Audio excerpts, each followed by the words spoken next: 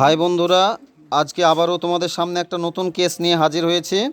এটা হচ্ছে goat FMD, অর্থাৎ ছাগলের চর্মরোগ। এই দেখুন, এই ছাগলটার স্কিনে কিভাবে ফাঙ্গাস ধরেছে। তো আমরা ছাগল লালন পালন করি ঠিকই, কিন্তু ছাগলগুলোর পরিচর্যা এবং সঠিক পরিচর্যা পরিপালন করতে পারে না, যার কারণে এই সব রোগগুলোতে আক্রান্ত হয়। এই রোগগুলো যাতে না হয় তার জন্য প্রত্যেক 3 মাস অন্তর আমাদেরকে এফএমডি এবং খুরাই রোগের ভ্যাকসিন চামড়ার নিচে 2 মিলি 1 মিলি করে দিতে হবে, তাহলে আমাদের এই রোগটি হবে না।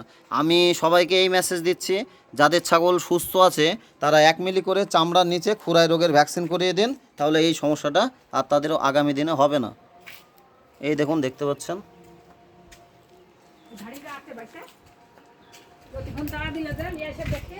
চাচা এমনি তাকান একটু, অনলাইনে পুরা বিশ্ব দেখে নেবে আপনাকে।